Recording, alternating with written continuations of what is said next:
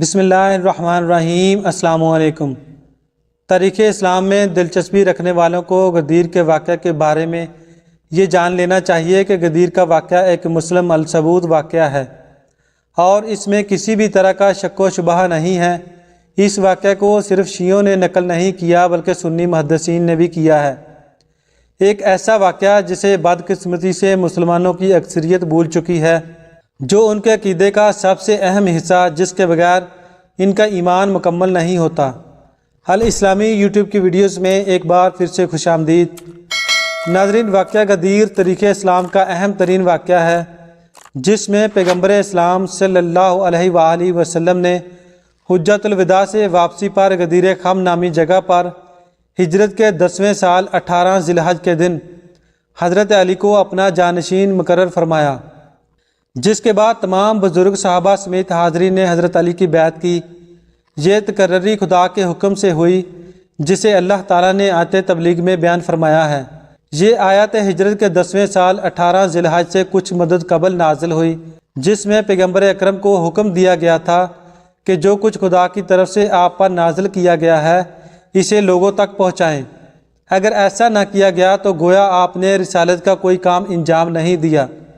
اس کے بعد آیت اکمل نازل ہوئی، جس میں خدا نے دین کی تکمیل اور نعمت کی تمامیت کا اعلان کرتے ہوئے دین اسلام کو خدا کا پسندیدہ دین قرار دیا۔ رسول خدا ہجرت کے 10ویں سال 24 یا 25 ذی القعدہ کو 1,20,000 افراد کے ساتھ فریضہ حج کی ادائیگی کے لیے مدینہ سے مکہ کی طرف روانہ ہوئے۔ رسول اللہ کا یہ حج حجۃ الوداع، حجۃ الاسلام اور حجۃ البلاغ کہلاتا ہے۔ اس وقت امام علی تبلیغ کے لیے یمن گئے ہوئے تھے۔ جب آپ کو رسول اللہ صلی اللہ علیہ وسلم کے حج پر جانے کی خبر ملی تو آپ یمنی مسلمانوں کی ایک جماعت کے ساتھ مکہ کی طرف روانہ ہوئے اور اعمال حج کے آغاز سے قبل ہی رسول اللہ سے جا ملے۔ حج کے اختتام پر رسول خدا مسلمانوں کے ساتھ مکہ سے مدینہ کی جانب روانہ ہوئے۔ فریضہ حج کی ادائیگی کے بعد مسلمانوں کا یہ عظیم الشان اجتماع بروز جمعرات 18 ذی الحج کو پیغمبر اکرم کی موعظت میں غدیر خم کے مقام پر پہنچا، جہاں سے شام، مصر اور عراق وغیرہ سے آنے والے حجاج اس عظیم کاروان سے جدا ہو کر اپنے اپنے مقررہ راستوں سے اپنے ملکوں کی طرف جانا تھا۔ اتنے میں جبریل آیت تبلیغ لے کر نازل ہوئے اور رسول اللہ صلی اللہ علیہ وسلم کو اللہ کا یہ حکم پہنچا دیا کہ علی کو اپنے بعد ولی اور وصی کے طور پر متعارف کرائیں۔ آیت نازل ہونے کے بعد رسول اللہ صلی اللہ علیہ وسلم نے تمام لوگوں کو رکنے کا حکم دیا اور آگے نکل جانے والوں کو واپس پلٹنے اور پیچھے رہ جانے والوں کو جلدی جلدی غدیر خم کے مقام پر آپ تک پہنچنے کا حکم دیا۔ لفظ غدیر کا مطلب ہے دلدل، وہ علاقہ جہاں بارش کا پانی اکٹھا ہو کر ایک اتھلی جھیل بنتا ہے۔ غدیر خم مدینہ، مصر، عراق، شام اور نجد سے مکہ جاتے ہوئے تجارتی اور زائرین کے قافلوں کے سنگم کے قریب واقع ہے۔ بعد میں ایک مسجد جسے مسجد الغدیر کہا جاتا ہے اسی جگہ پر تعمیر کی گئی، جہاں اس اہم واقعہ کی یاد میں عظیم اجتماع منعقد ہوا۔ ایک ایسا واقعہ جسے بدقسمتی سے مسلمانوں کی اکثریت بھول چکی ہے، جو اس طرح بھول گئی ان کا عقیدہ کا سب سے اہم حصہ جس کے بغیر ان کا ایمان مکمل نہیں ہوتا۔ مارچ کا مہینہ ہونے کی وجہ سے شدید گرمی تھی اور زمین آگ کی طرح جل رہی تھی۔ قافلہ میں موجود ہر شخص اس ہنگامی صورتحال کو جاننے کے لیے بے چین تھا، جس نے رسول اللہ صلی اللہ علیہ وسلم کو یہ فوری اقدام کرنے پر مجبور کیا تھا، کیونکہ یہ مسافروں کے لیے کبھی آرام کی جگہ نہیں تھی۔ نیز رسول اللہ صلی اللہ علیہ وسلم نے اپنے آدمیوں کو کانٹوں اور پتھروں کو ہٹانے کا حکم دیا اور درختوں کے نیچے جگہ کو صاف کرنے اور اونٹوں کی زینوں سے ایک منبر تیار کرنے کا حکم دیا۔ بہرحال ظہر کی نماز ادا کی گئی۔ نماز ظہر ادا کرنے کے بعد رسول اللہ صلی اللہ علیہ وسلم نے خطبہ دیا، جو خطبہ غدیر کے نام سے مشہور ہوا، اور اس کے ضمن میں فرمایا حمد و ثنا صرف اللہ کے لیے ہے، اسی سے مدد مانگتے ہیں اور اسی پر ایمان رکھتے ہیں، اپنے نفس کی شر انگیزیوں اور اپنے کردار کی برائیوں سے اللہ کی پناہ مانگتے ہیں۔ خداوند لطیف و خبیر نے مجھے خبر دی ہے کہ مجھے بہت جلد اس کے پاس سے بلاوا آئے گا اور میں اس کے بلاوے پر لبیک کہوں گا۔ اپنے پیارے سے یہ چونکا دینے والی باتیں سن کر بہت سے مسلمان رونے لگے۔ آپ نے فرمایا کہ میں تم سے پہلے حوض کوثر کے کنارے حاضر ہوں گا اور تم اسی حوض کے کنارے میرے پاس لائے جاؤ گے۔ پس دیکھو کہ میرے بعد ثقلین کے ساتھ کیا سلوک کروا رکھتے ہو۔ شکل اکبر کتاب اللہ ہے اور میری اطرت شکل اصغر ہے، یعنی اہل بیت۔ آپ صلی اللہ علیہ وسلم نے فرمایا، میں تمہارے درمیان دو قیمتی چیزیں چھوڑے جا رہا ہوں، ایک قرآن اور دوسری میری اولاد۔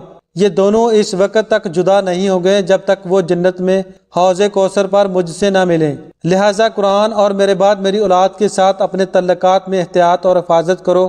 اس کے بعد رسول اللہ صلی اللہ علیہ وسلم نے علی ابن ابی طالب کا ہاتھ پکڑ کر اٹھا لیا، یہاں تک کہ سب نے آپ کو رسول اللہ صلی اللہ علیہ وسلم کے پہلو میں دیکھ لیا، اور اس کے بعد آپ نے فرمایا، اے لوگو، کیا میں تمہاری نسبت تم پر مقدم نہیں ہوں؟ لوگوں نے جواب دیا، کیوں نہیں یا رسول اللہ صلی اللہ علیہ وسلم؟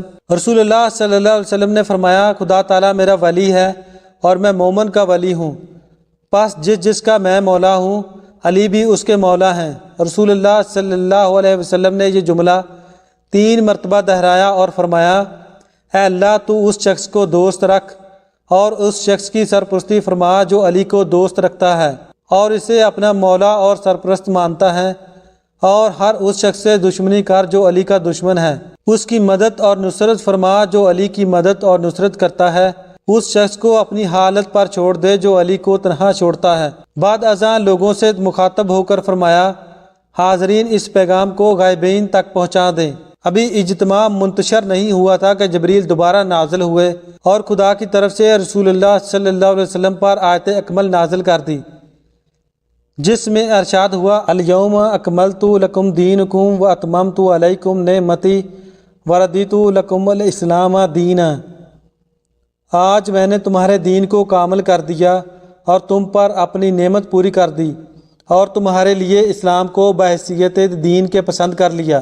پیغمبر کی زبان مبارک سے امیر المومنین علی ابن ابی طالب علیہ السلام کی ولادت کا اعلان سن کر حاضرین میں مبارکباد کا شور بلند ہوا۔